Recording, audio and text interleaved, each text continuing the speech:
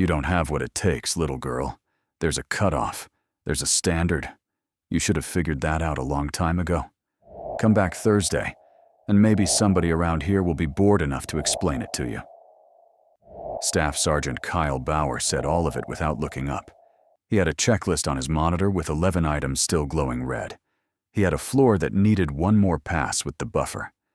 And he had a clock in the corner of his screen that he had been watching all morning, the way a man watches a fuse burn toward a charge. 51 minutes. In 51 minutes, the Commandant of the Marine Corps would push through the glass door of recruiting substation Harwood, shake hands, look at the floor, look at the walls, look at the Marines, and decide in 30 seconds what kind of station Kyle Bauer ran. 51 minutes. And here was the bell over the frame. And here was the morning, handing him one more thing he did not have time for. The visit had landed on Harwood like weather. For 9 days, the station had scrubbed and squared and rehearsed. Bauer had run his 2 junior Marines ragged, the windows done twice, the brag wall straightened to the millimeter, the achievement ribbons under the recruiting posters dusted one by one. He had lain awake the night before, running the welcome in his head. A 4-star general walking into a strip mall recruiting office was not nothing. It was the kind of morning that got a staff sergeant noticed, that put a name in a senior man's mouth in a good way for once. He had decided, somewhere in those 9 days, that nothing was going to touch it. Not a jammed printer. Not a no-show. Not a walk-in. Especially not a walk-in. So when the bell rang and the worn gray coat came through the door, every nerve he had was already pulled tight as wire, and the woman with the folder was not a person to him at all. She was an obstacle between him and the best morning of his career. That was the lens he looked at her through. It was the wrong lens, and it would cost him everything that mattered before the hour was out. When he finally looked up, nothing he saw changed his mind. A woman, 45, maybe more, hard to tell with a face that had spent years outdoors. A gray wool coat worn thin at the cuffs, flat shoes, the practical kind. Hair pulled back without fuss, going to iron at the temples. A manila folder held flat against her side with one forearm, the way a person carries something they have been told not to bend. And there was a hitch in her left leg as she crossed the lobby, a faint limp she neither hid nor favored, just carried, the way you carry an old debt. She did not look like money. She did not look like trouble. She looked, to Staff Sergeant Kyle Bauer, like exactly the wrong person on exactly the wrong day. "Ma'am, we're closed to walk-ins this morning," he said, before she reached the desk. "Got a thing. Big thing. Come back Thursday." "I'm not a walk-in." Her voice was low, even, unhurried. "I'm reporting in. I have paperwork that needs to be logged before the rest of my party arrives." She set the folder on the edge of the desk, square to the corner, and before she said another word, her eyes had already gone around the room once. The door, the side hallway, the back office, the pull-up bar bolted into the corner, the row of plastic chairs by the flag, the exits, mapped all of it and put it away. It was not the nervous flick of someone lost. It was the flat, complete scan of a person who walked into every room she had ever entered exactly the same way. Bauer did not notice that. He noticed the coat. He noticed the shoes. He noticed the leg. "Reporting in," he repeated, and leaned back until the chair creaked. "Reporting in for what, exactly? You looking to enlist?" "My assignment." Corporal Jesse Lund, 22, snorted into his coffee at the second desk.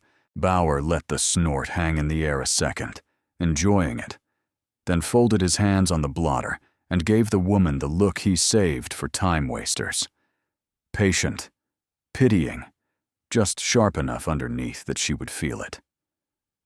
"Okay, I'll be straight with you, because I think you'll appreciate straight." He gestured at the air around her, the coat, the flats, the leg, the years, and let the gesture carry the insult so he would not have to say it out loud. There's an age cutoff. There's a fitness standard. And no offense, but you walked in here on a bad knee asking about an assignment. This isn't how any of it works.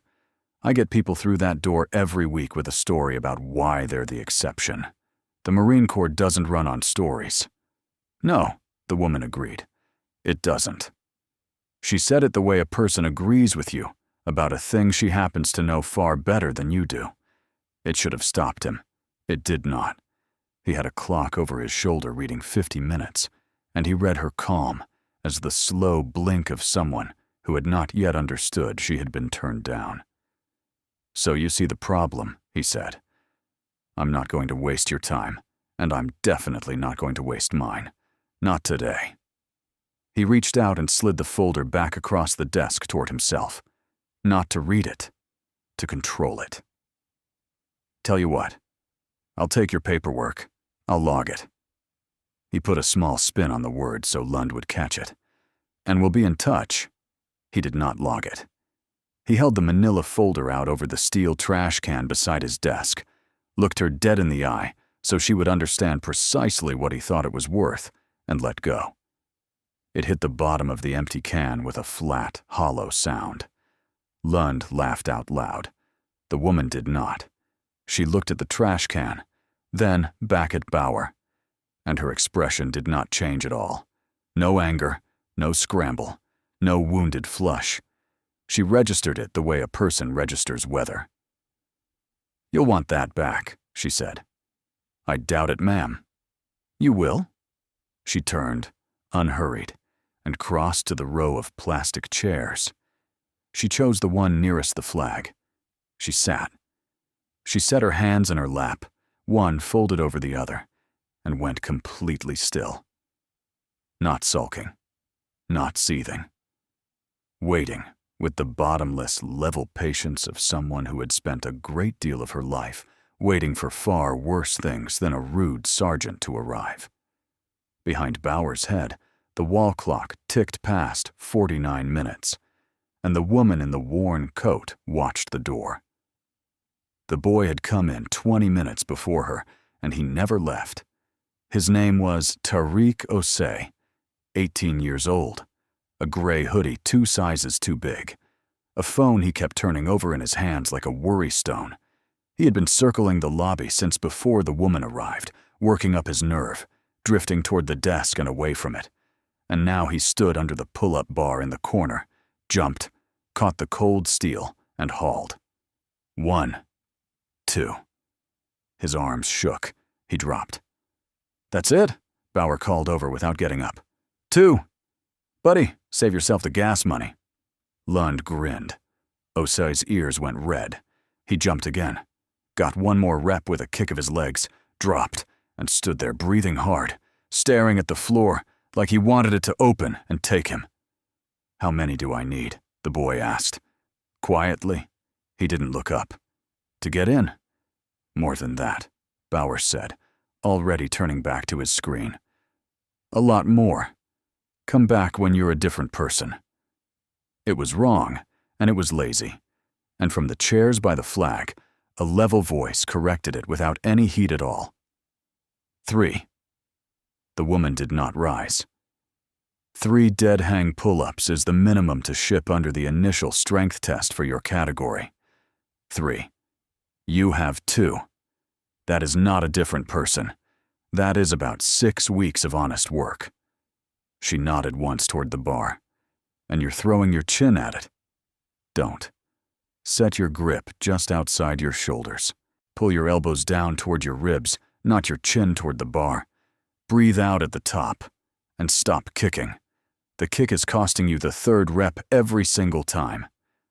Osei looked at her, then at the bar. He wiped his hands down his jeans, set his grip wide, and pulled. Elbows down, no kick. A hard breath punched out at the top. 1, 2. And slowly, every tendon in his arms standing out. 3. He dropped, spun around, eyes huge. "How'd you know that?" Osei said, still breathing hard, half a grin breaking through. "The kicking thing. Because everybody does it, she said. Your body wants to cheat the last rep. Don't let it. The body that cheats the last rep on the bar is the body that cheats the last mile on the run. She paused. Where's your 3 mile right now? He told her. 28 minutes, give or take. She nodded, unsurprised, and gave him a number to chase and a way to chase it. Intervals. Not just slogging the distance. A 1/4 mile hard and a 1/4 mile easy. 4 times through. 3 days a week. The boy listened like it was scripture, because nobody in that building had given him a real answer all morning, and a stranger in a coat had just given him 3. She said all of it without raising her voice, and without once making it about herself, and that was its own kind of tell, though no one in the room could have named it. The people who have actually led know how to hand a frightened person a foothold. It is a habit that does not switch off, not in a lobby, not after 15 years, not ever. Then she went still again, hands folded, and watched the door. Behind the partition, Gunnery Sergeant Andre Sims looked up from the file he was signing. Sims was 38, and he had been a Marine for half his life, and he had a sense, the way old infantrymen do, for when a thing in a room did not match the label somebody had stuck on it. He had heard the entire exchange, and what snagged him was not the kindness, it was the numbers, the exact minimum, the category, the word ship. The dead hang cue, delivered the way a person delivers a cue they have given 1,000 times on 1,000 pull-up bars to 1,000 frightened kids. No walk-in talked like that. No grandmother off the street knew the initial strength test cold and recited it like a standard she personally enforced. He came around the partition, slow, and looked at the woman by the flag. At the folder that should have been in her lap and was not. At the way she sat with her spine an inch off the chair back and her weight balanced, like she might need to stand and move in a hurry. At the limp she had carried in and neither hid nor leaned on. Everybody's an expert, Bauer announced to the room, and to Osei, quit bothering my staff and take a seat, or take the door. Sims did not say anything.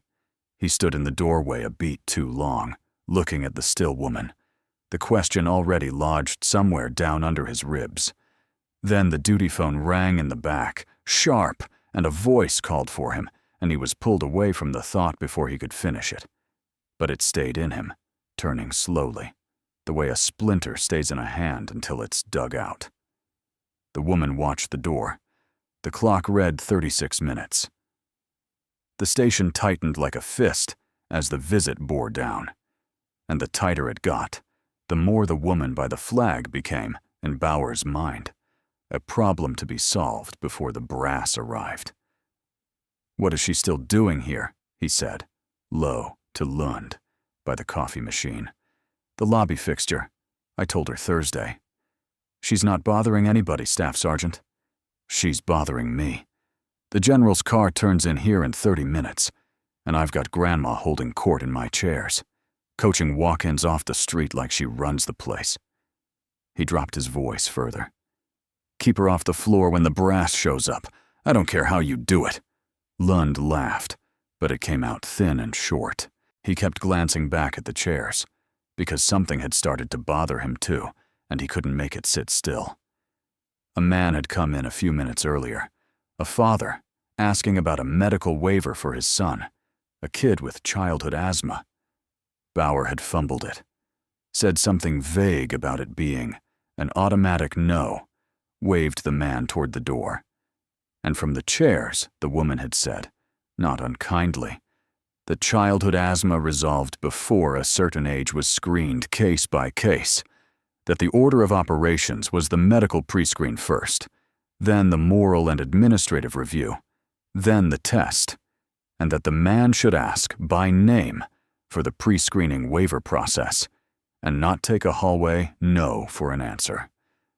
She was right. Bauer had been wrong. And she had said it in the flat, sequenced, regulation-shaped language of a person who had read the order, enforced the order, and somewhere along the line had probably signed her name on the order. The father had turned in the doorway, hope flickering back into his face. They can really look at it again? The asthma? Ask for the pre-screening waiver by name, Marquez had told him, from the chair, not moving. Bring the records. The date of the last episode. The date he was cleared. Anything from the doctor. Don't argue it in a hallway. Put it in the system and make them adjudicate it on paper.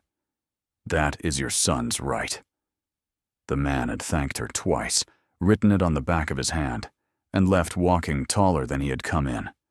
Bauer had watched the whole thing from the desk, with his jaw working, and said nothing, because there was nothing to say. The woman in the chairs had just done his job better than he had, from a plastic seat, with a bad leg, in a coat from a thrift store. It should have made him curious. Instead, it made him angry. The particular anger of a man who senses he is being shown up and cannot afford to look directly at why. Lund had stopped laughing somewhere in the middle of that. He had started watching her instead. She did not look like she was enduring anything. That was the part he couldn't place, the part that scratched at him. People who got treated the way she'd been treated in that lobby either left, or argued, or cried. She did none of it. She sat with her hands folded and her eyes moving, slow, level, complete, taking the measure of the place and the people in it. The way she watched Bauer was not the way a person watches a man who has power over her. It was the way a person watches a man she is quietly deciding something about. Lund did not have a word for what he was seeing. He just knew that the label on the morning had come loose, and that underneath it was something he could not read.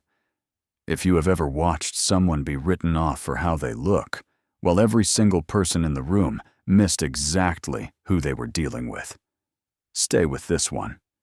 This is the channel that exists for it. Subscribe to Honor Tales. Bauer glanced at the clock. 28 minutes. He looked at the woman in the worn coat, sitting calm as stone in his chairs, and he made a decision. And he reached for the station log. He decided to put it on paper. That was the kind of Marine Bauer was when he was cornered. He reached for the record. He pulled up the day log and typed her in. Unidentified female walk-in, refused service, declined to depart, disruptive to operations during distinguished visitor preparation. He read it back, satisfied. A record. Cover. If the gunny asked later why the woman had been walked out of the lobby, there it would be. Time-stamped, official, clean. Ma'am. He stood, came around the desk, and planted himself a careful distance from the chairs. Station's closed to walk-in traffic for the rest of the morning. I need you to clear the lobby. There's the door. I'm waiting for the rest of my party, the woman said. They're close now. There's no party coming for you. There is. She looked at him then, and there was something almost gentle in it, which unsettled him more than anger would have. You just don't know yet that it's yours. He didn't have an answer for that, so he made it official. He went back to the desk, picked up the phone, and called the duty desk down the road. Yeah, Harwood.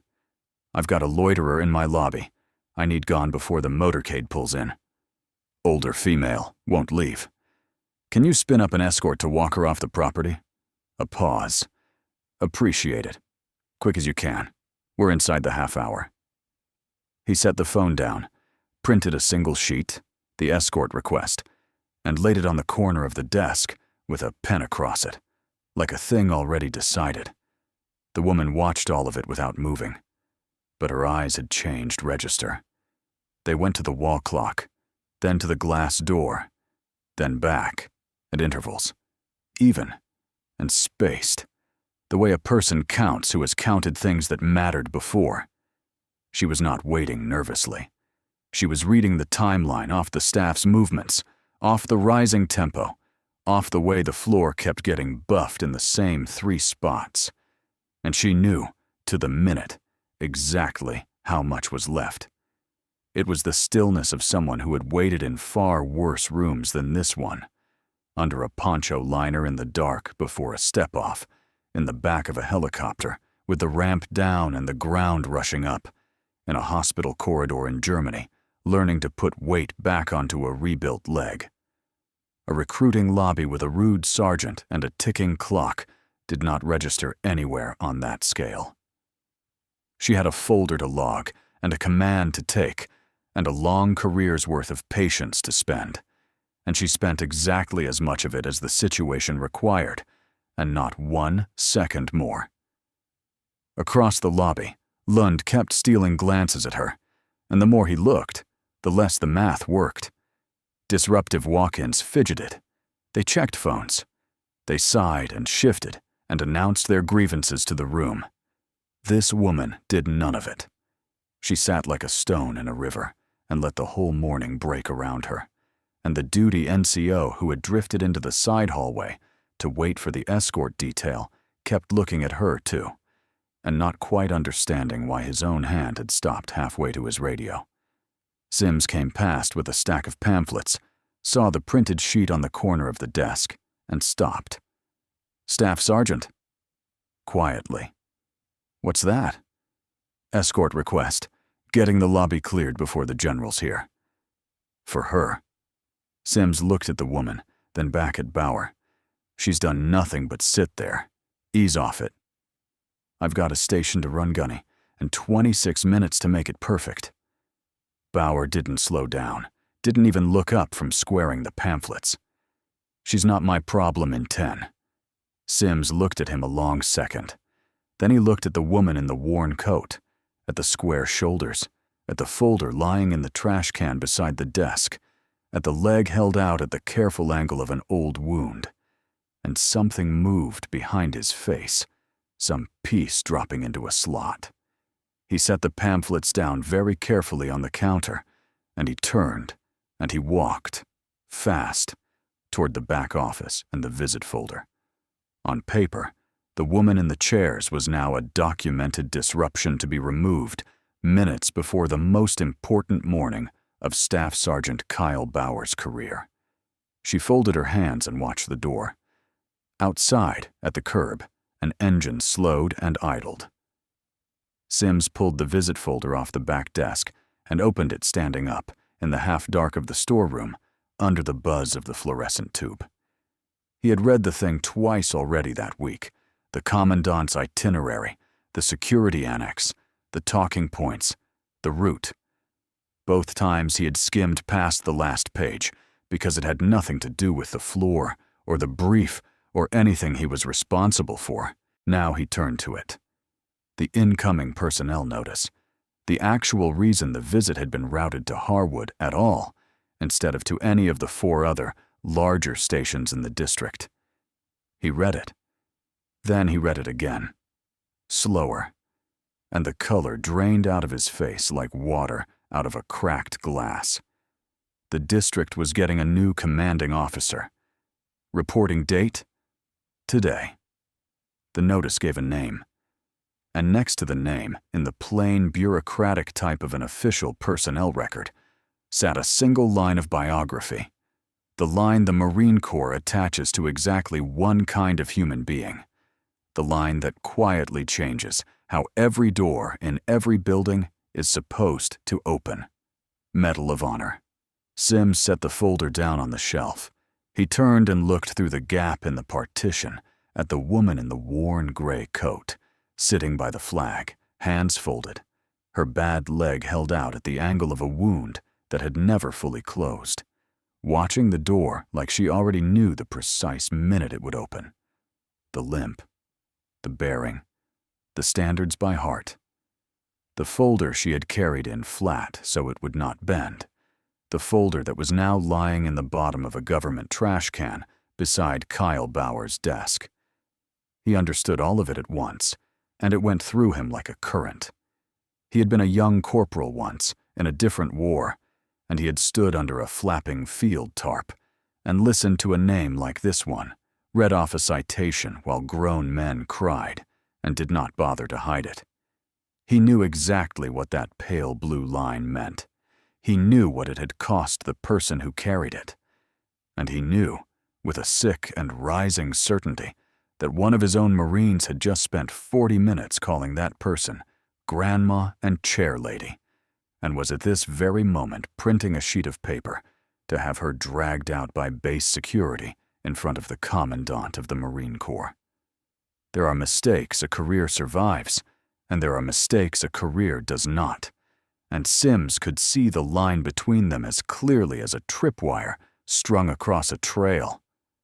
Bauer was about to step over it with both boots, and Sims had maybe 90 seconds to pull him back, a duty phone screaming his name from the back of the building, and a staff sergeant too deep inside his own perfect morning to hear a single word anyone said. He crossed the floor fast, got in close to Bauer, and dropped his voice to nothing. "Staff Sergeant, listen to me. Leave her be. Cancel that escort. Walk away from this, right now, before that door opens. I am telling you, Marine to Marine. Walk away." Bauer was already halfway into his welcome rehearsal, cover in his hands, eyes locked on the glass door and the shapes gathering beyond it. "Gunny, I've got the Commandant of the Marine Corps about to pull up to my curb. I do not have the bandwidth for the chair lady right now. She is handled." "You don't?" Sims started, and the duty phone shrieked from the back, and a voice called his name. The security advance was up on the net.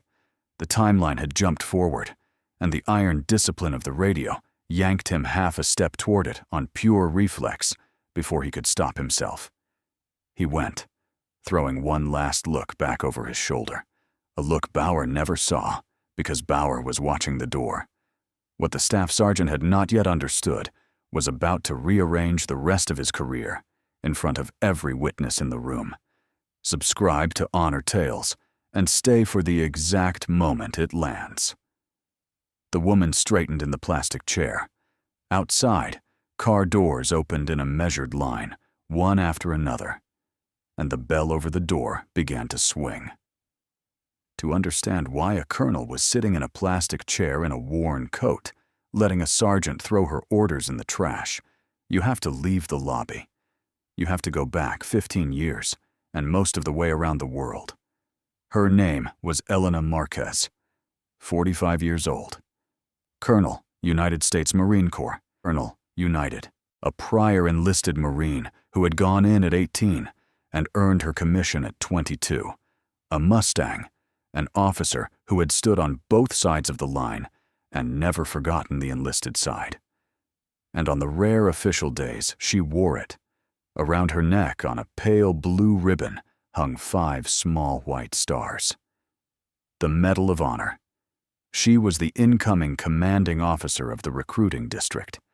She was the reason the most powerful Marine alive had bent his entire morning around a strip mall substation. The limp came from a valley in Helmand province in the late summer of 2011.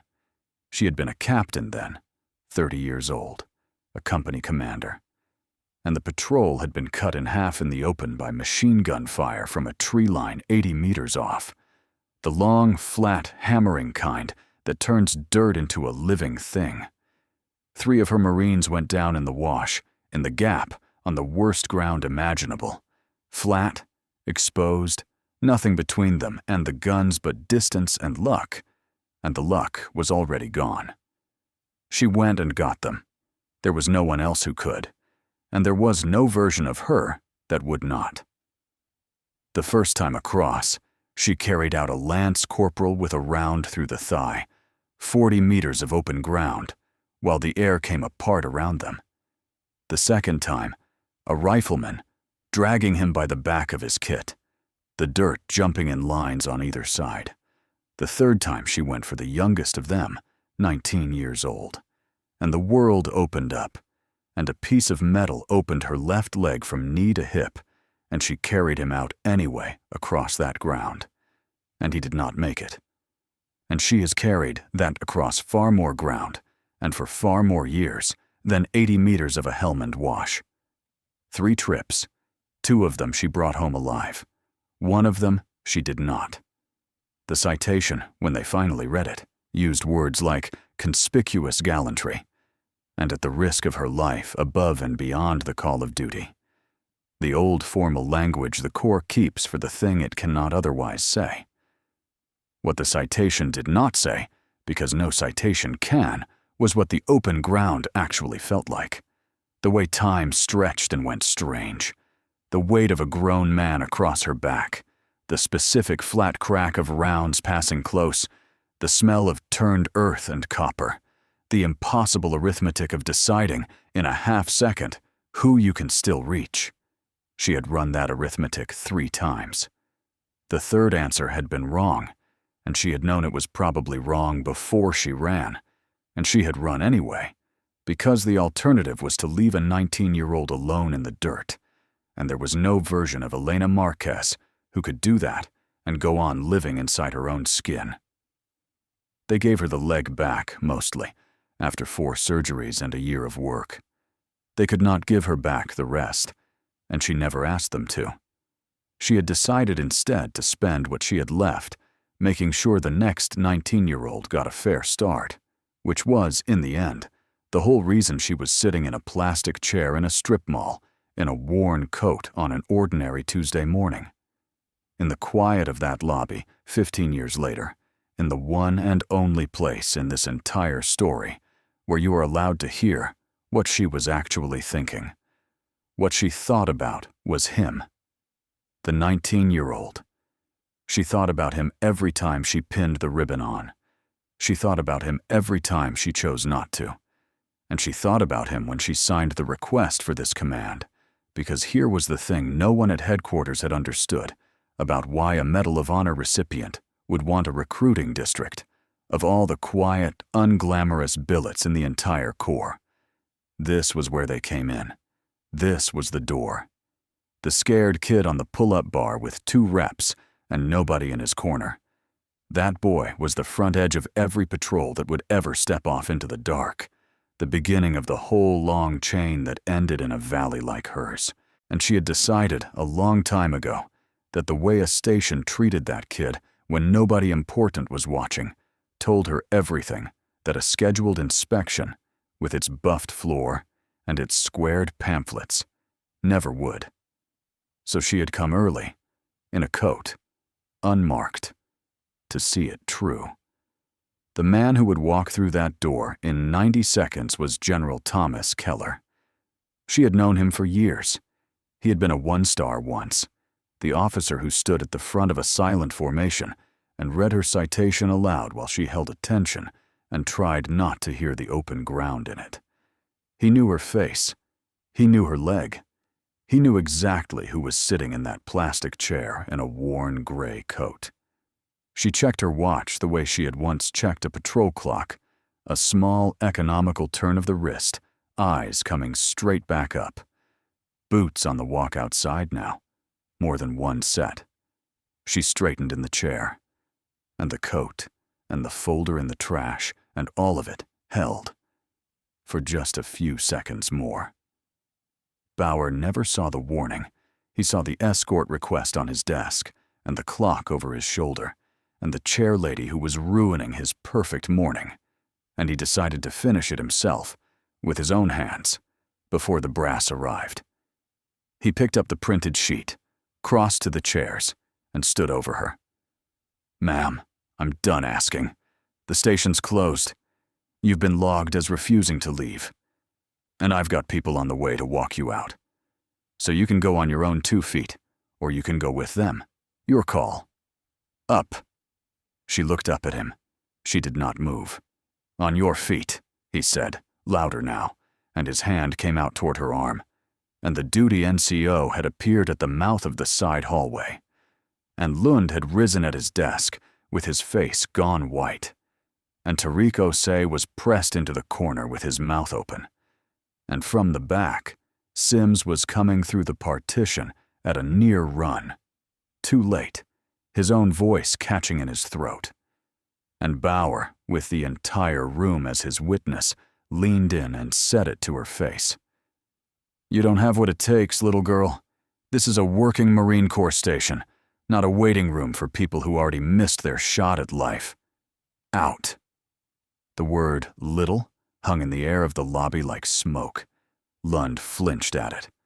Sims, still 3 strides away, felt it land in his own chest.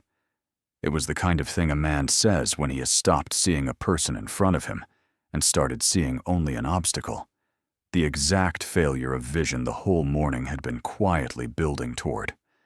And the woman he said it to had carried 2 living Marines and 1 dead one across 80 meters of open fire, had been decorated for it by the nation, and was about to become the commanding officer of every recruiter in 5 stations, this one included. She did not tell him any of that. She would let the room tell him. That was the discipline of it, the same discipline that crosses open ground 3 times, and not 2. The same discipline that sits still in a plastic chair for 40 minutes and waits.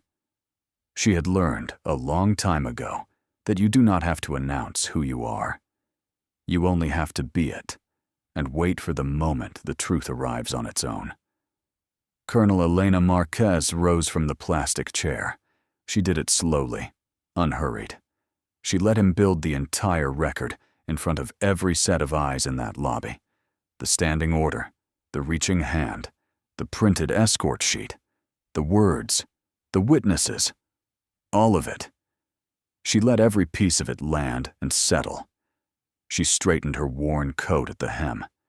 She stood with her spine perfectly square and her bad leg taking her full weight without a flicker of complaint, and all at once she was, unmistakably, not a tired old woman who had wandered into the wrong room.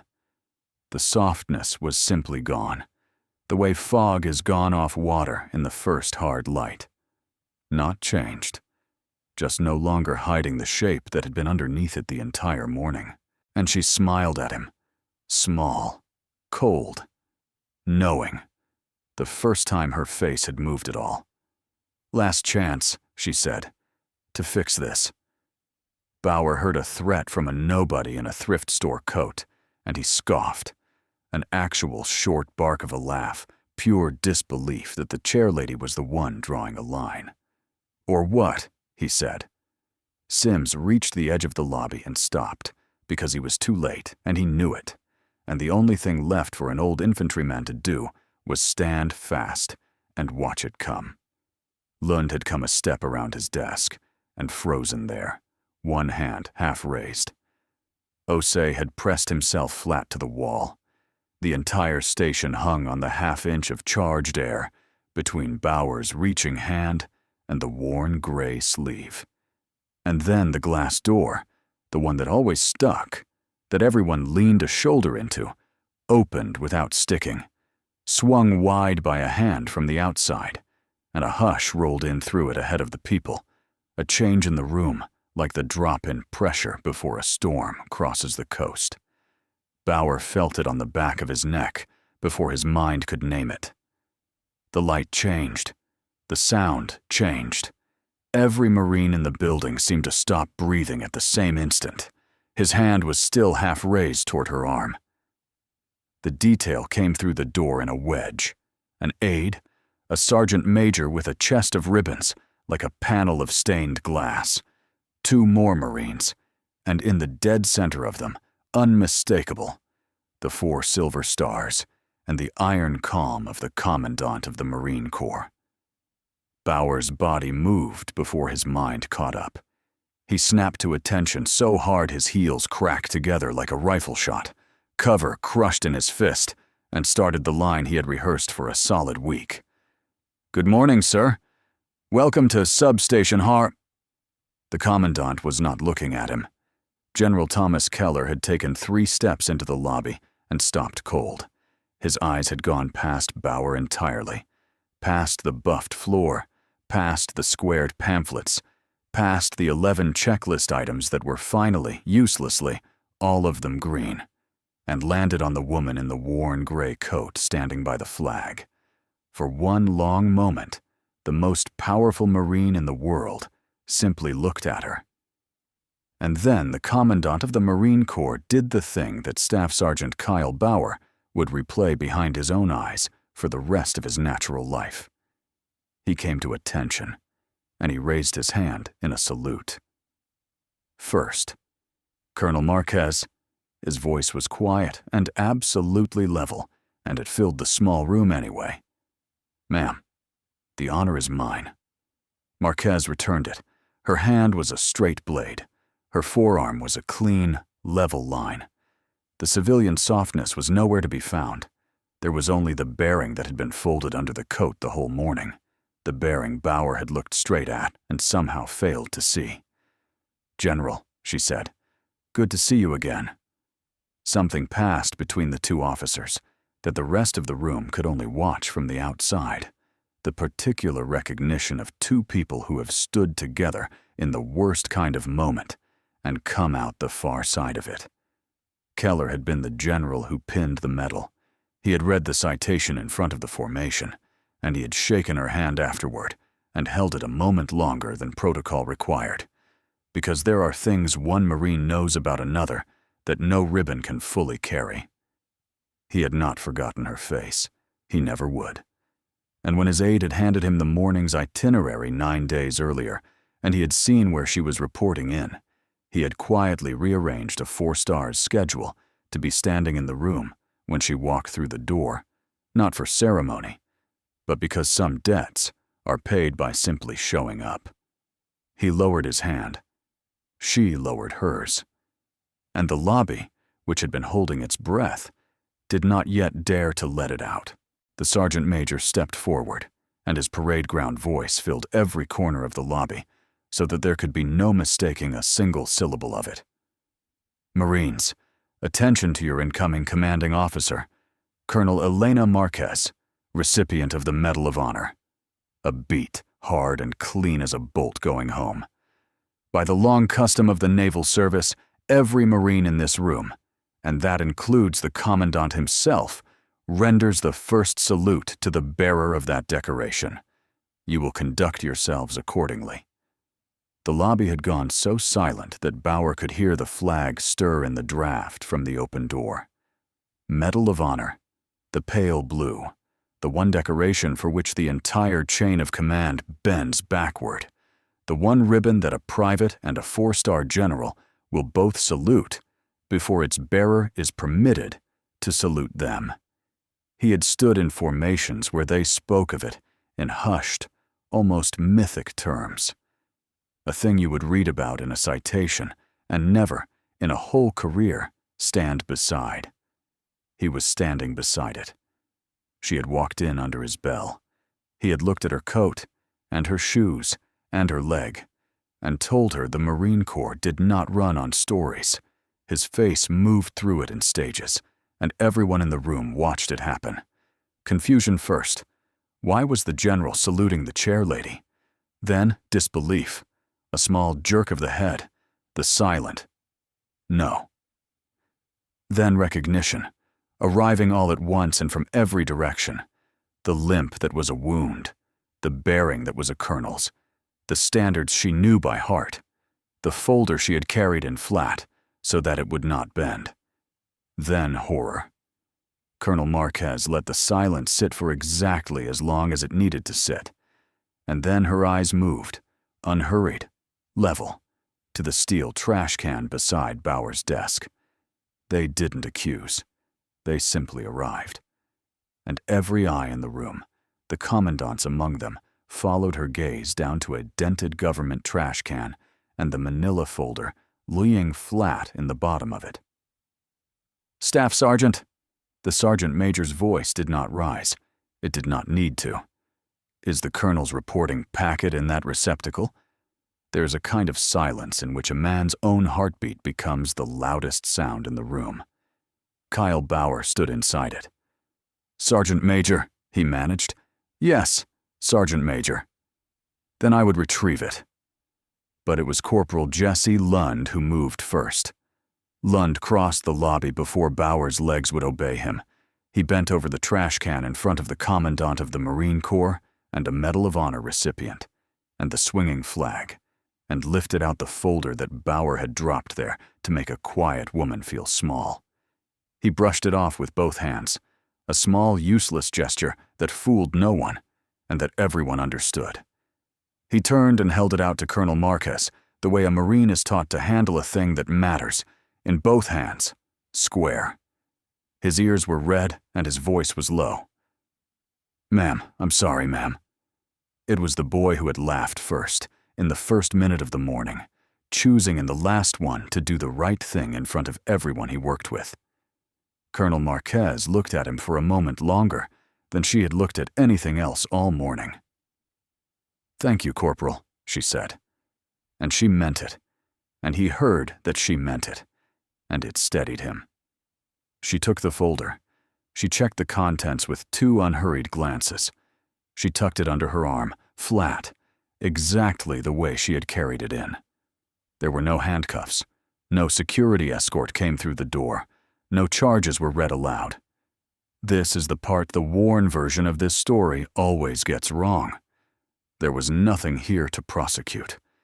There was only a man to be measured, and a measure quietly being taken. Because the truth that came down on Kyle Bauer, slower and far heavier than any arrest, was simpler and worse than custody. The woman whose orders he had thrown in the trash, whom he had told did not have what it took, was the colonel who now commanded him. He would not be marched out of the building. He would have to stay and work and answer to her every single day for as long as he wore the uniform. This was the thing the loud version of justice never understood. An arrest would have been a mercy in its way, a clean ending, a door swinging shut, a story Bauer could tell himself later about bad luck and a worse day. What she gave him instead was harder and more honest. She gave him the rest of his career under the eyes of the woman he had thrown in the trash, every formation, every inspection, every counseling session. A permanent, quiet reminder of exactly the kind of Marine he had chosen to be when he believed no one who mattered was watching. She was not going to ruin him. She was going to make him better, whether he wanted it or not, because that was what the Corps actually ran on. Not stories, not spectacle. The slow, unglamorous work of taking the people you have and making them worthy of the kid on the pull-up bar. And somewhere inside that, if he turned out to be the man she suspected he could still become, was a second chance that most men in his position would never once be offered. She turned to face him fully, and when she spoke, it was in the same even tone she had used while he was insulting her. And that was the part that landed hardest of all, because it meant her composure had never had a thing to do with him. She had been like this the entire time. He simply had not been worth the change. "You were right about one thing," she said, quietly enough that it stayed inside the few feet around them. "The Corps doesn't run on stories. It runs on the people you decide aren't worth your time."